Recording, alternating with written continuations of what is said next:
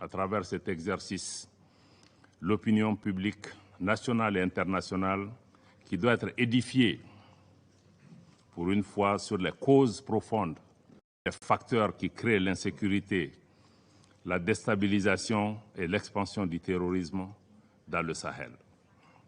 Le Mali dénonce la guerre par procuration qui lui est imposée, tout comme les manœuvres et les entraves à la tenue de cette réunion spécifique pour la manifestation de la vérité dans cette partie du Sahel.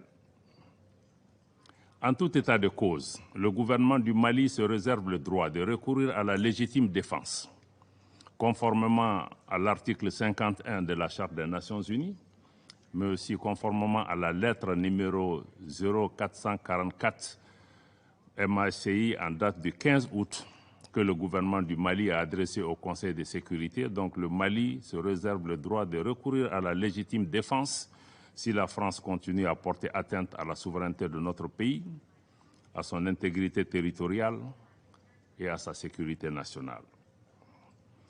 Sur la question des droits de l'homme, je me réjouis de la baisse constatée des cas d'atteinte aux droits humains sur la période couverte par le rapport. Cependant, contrairement à des allégations sans fondement et entretenues à dessein, les opérations militaires des forces de défense et de sécurité du Mali sont conduites dans le strict respect des droits de l'homme et du droit international humanitaire.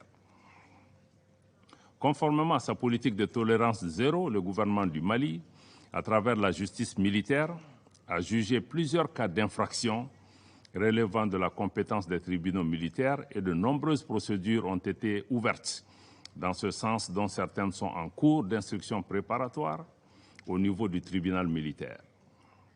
S'ajoutent notamment à ces mesures les enquêtes ouvertes pour la recherche de la vérité ainsi que la relecture du code pénal, du code de procédure pénale et du code de la justice militaire pour prendre en charge ces situations.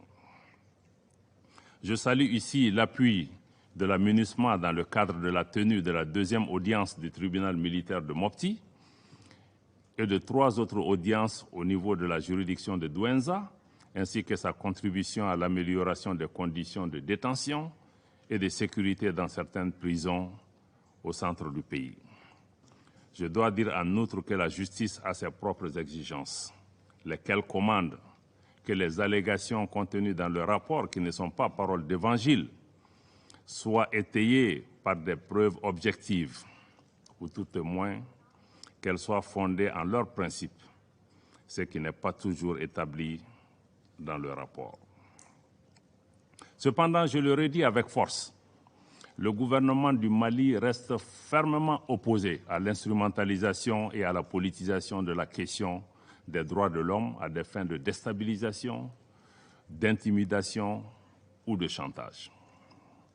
Au demeurant, il est tout aussi regrettable de constater que certains mécanismes des Nations Unies, mis en place soi-disant pour aider les pays en crise, fassent l'objet des mêmes instrumentalisations par des influences extérieures.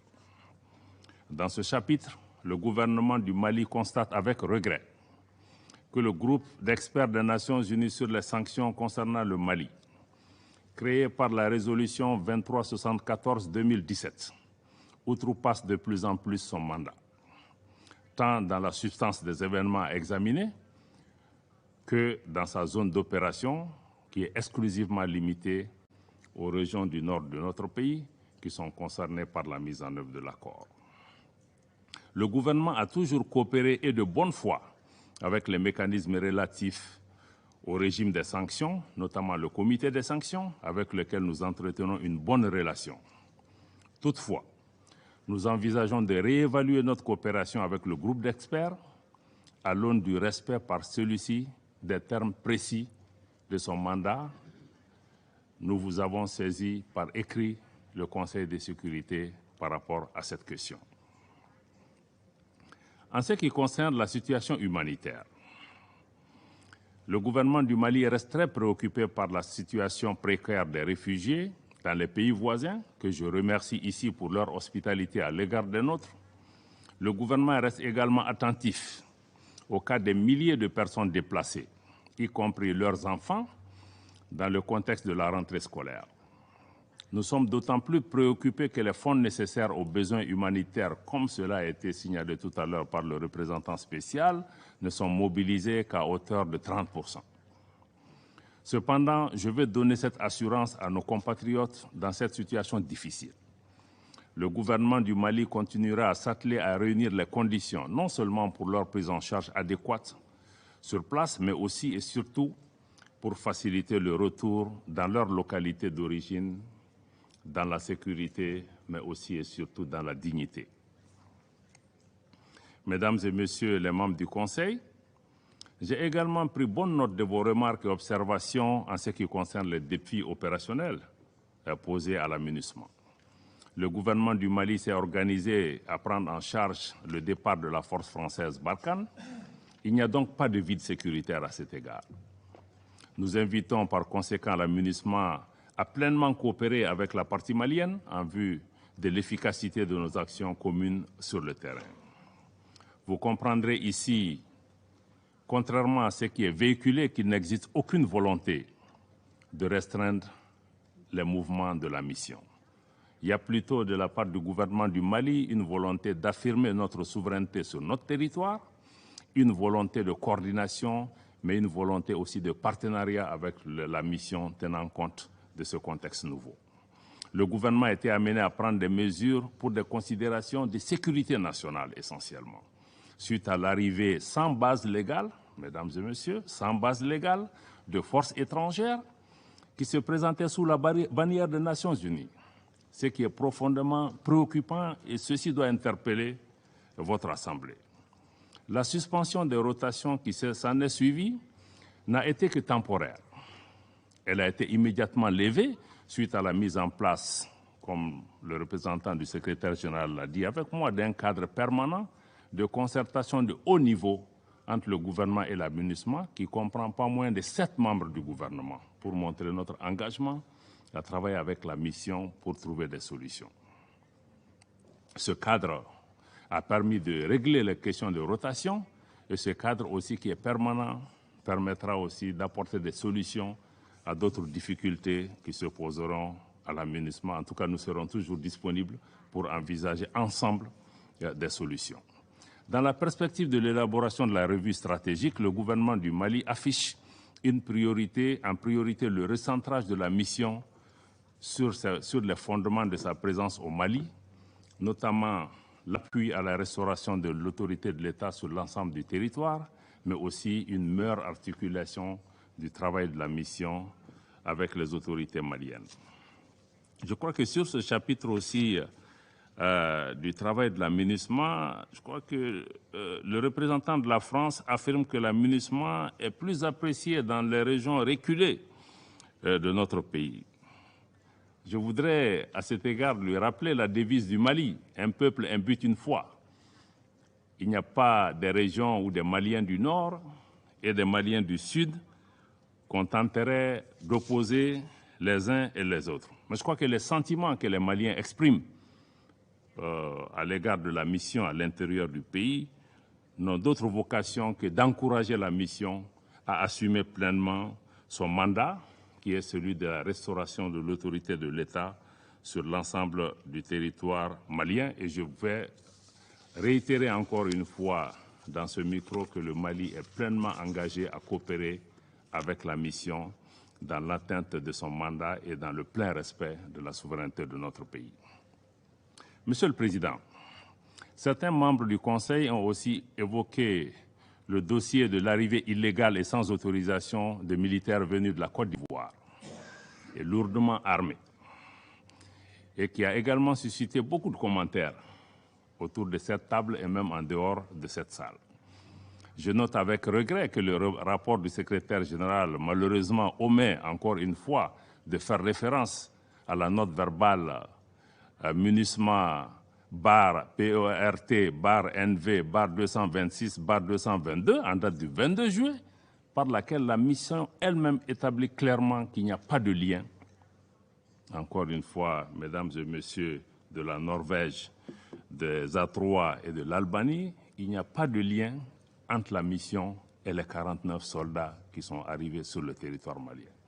Et je crois que le 12 juillet, le porte-parole du secrétaire général a aussi affirmé très clairement, en renforçant cette thèse, qu'il n'y en a pas. Je crois que ça doit être très clair dans la tête des membres du Conseil qu'il ne s'agit pas de troupes des Nations Unies. Toutes les troupes des Nations Unies qui arrivent au Mali, qui suivent le protocole, sont agréées, leurs trucs sont facilités. Même hier, quand il y a eu l'incident, c'est en quelques heures que l'autorisation a été donnée pour l'évacuation des soldats. Donc je crois qu'il ne faut pas qu'on fasse d'amalgame à ce niveau. Donc la justice malienne est donc saisie de cette affaire, qui ne concerne pas les Nations Unies. Mais malgré les dysfonctionnements et les manquements qui ont été reconnus à la fois par les Nations Unies et la Côte d'Ivoire, le gouvernement du Mali s'est toujours dit ouvert à une solution politique, à une solution diplomatique, notamment à travers la médiation du président de la République togolaise, dans l'esprit des relations fraternelles et de bon voisinage qui ont toujours caractérisé le Mali et la Côte d'Ivoire. Nous sommes des pays frères avant tout. Cette médiation a déjà permis la libération, pour raisons humanitaires, de 3 soldats féminins. Pour donner toutes les chances cependant au processus diplomatique, le Mali lance un appel aux différents intervenants à éviter tout parti pris et à inscrire leur démarche dans une approche seulement constructive pour aider à trouver la solution. C'est surtout ce qui est attendu de nos partenaires, mais c'est surtout ce qui est attendu des Nations Unies. Monsieur le Président, Mesdames et Messieurs les membres du Conseil, je voudrais conclure en soulignant que le peuple malien a décidé de prendre en main son destin. Les Maliennes et les Maliens soutiennent pleinement le gouvernement de transition dans les réformes politiques et institutionnelles en cours, dans les efforts et les actions en cours pour la sécurisation de notre territoire national, dans la protection des personnes et des biens, mais aussi dans la fourniture de services sociaux de base aux populations. Pour conforter ce soutien inconditionnel, le gouvernement s'attelle à l'organisation d'élections générales, transparentes et crédibles qui marqueront la fin de cette période transitoire en mars 2024, suivie du transfert pacifique du pouvoir aux nouvelles autorités élues. Le peuple malien dans son ensemble apprécie le soutien et l'accompagnement de l'ensemble de nos partenaires, je dis encore une fois de l'ensemble de nos partenaires, pour la réalisation des chantiers majeurs pour l'avenir de notre pays. À cet égard, je voudrais rappeler les principes clés édictés par son Excellence le colonel Assimi Goïta, président de la transition et chef de l'État, qui guide désormais l'action publique au Mali. C'est important de retenir ces principes parce que ces principes vont guider notre interaction avec vous comme avec d'autres partenaires. Ces principes sont les suivants. 1. Le respect de la souveraineté du Mali. 2. Le respect des choix stratégiques et des choix de partenaires opérés par le Mali. 3. La prise en compte des intérêts vitaux du peuple malien dans toutes les décisions qui seront prises.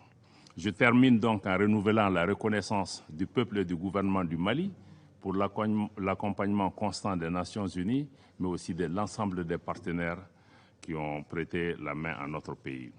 Je voudrais enfin, Monsieur le Président, Mesdames, Messieurs les membres du Conseil, m'incliner devant la mémoire de toutes les victimes, civiles comme militaires, étrangères comme maliennes, tombées au champ d'honneur au Mali. En vous remerciant encore une fois de votre aimable attention. Je remercie Son Excellence M. Diop de sa déclaration.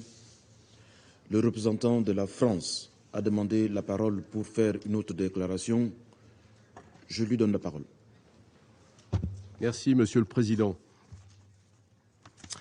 Je tiens à rétablir la vérité après les accusations mensongères et diffamatoires du gouvernement de transition malien, telles que contenues dans la lettre transmise au Conseil de sécurité le 15 août et répétée à l'instant devant ce Conseil par le ministre des Affaires étrangères du Mali.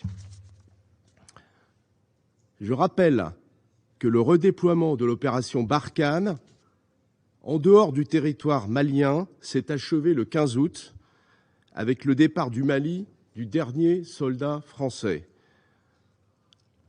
Le communiqué publié à cette occasion par la présidence de la République française a été transmis aux membres de ce Conseil.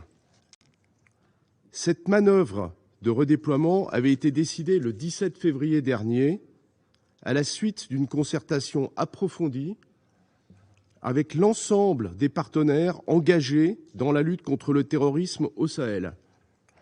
Elle reposait sur le constat que les conditions politiques et opérationnelles n'étaient plus réunies pour rester engagées au Mali. La France en avait rendu compte devant ce Conseil. Elle a toujours fait preuve de transparence à l'égard de la communauté internationale, et ce, depuis le début de son intervention militaire au Mali en 2013, intervention qui reposait sur une demande des autorités maliennes. Dans ce contexte, je regrette profondément les accusations graves et infondées portées contre la France de manière répétée par les autorités de transition maliennes. Je rappelle que la France s'est engagée pendant 9 ans aux côtés du Mali, à la demande de ce pays, pour combattre les groupes armés terroristes et que 59 soldats français ont payé le prix de leur vie dans ce combat. La France n'a jamais violé l'espace aérien malien. Je conteste formellement toute violation du cadre juridique bilatéral. La France se conforme aux prescriptions de l'accord conclu par l'échange de lettres en 2013. Malgré la dénonciation unilatérale et injustifiée de cet accord par le Mali, le 2 mai dernier, la France restera engagée au Sahel, dans le golfe de Guinée et la région du lac Tchad, aux côtés de tous les États responsables qui font le choix de la lutte contre le terrorisme et du respect de la stabilité et de la coexistence entre les communautés. Nous poursuivrons le combat contre le terrorisme en coordination avec l'ensemble de nos partenaires et nous continuerons également à soutenir les populations civiles qui sont les premières victimes du terrorisme. Je vous remercie. Je remercie le représentant de la France de sa déclaration. Il n'y a plus d'oratrice ou d'orateur.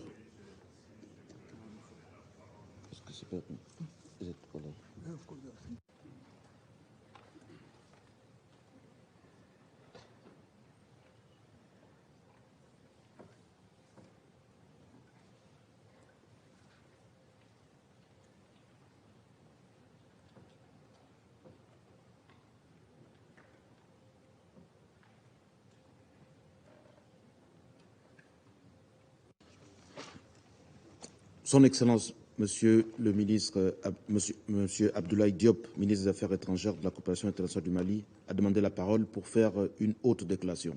Je la lui donne. Merci, Monsieur le Président. Je m'excuse vraiment de devoir prendre la parole parce que je pensais que la réunion était terminée. Je crois que je ne vais pas aller dans le détail pour répondre aux déclarations qui ont été faites par le représentant de la France. Mais je crois que sa prise de parole justifie encore une fois la session que le Mali a demandée pour pouvoir présenter ces éléments. Parce que nous n'avons pas eu l'occasion de pouvoir présenter ces éléments. Je souhaite maintenant que la France a commencé à répondre, qu'elle donne son accord pour que nous puissions avoir cette session où, dans les plus brefs délais, l'État malien amènera à la face du Conseil de sécurité, à la face du monde, des preuves concrètes et tangibles de ce que nous mettons en avant. Il y va de la crédibilité du Mali.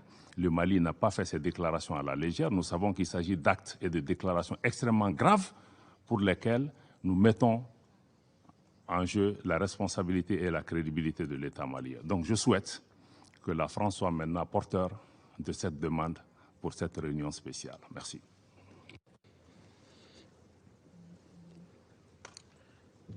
Il n'y a plus. Je remercie Son Excellence Monsieur Diop de sa déclaration. Chers collègues, il n'y a plus d'oratrice ou d'orateur inscrits sur la liste. Je vais maintenant lever la séance afin que le Conseil puisse poursuivre l'examen de la question dans le cadre des consultations à huis clos. La séance est levée. est levé.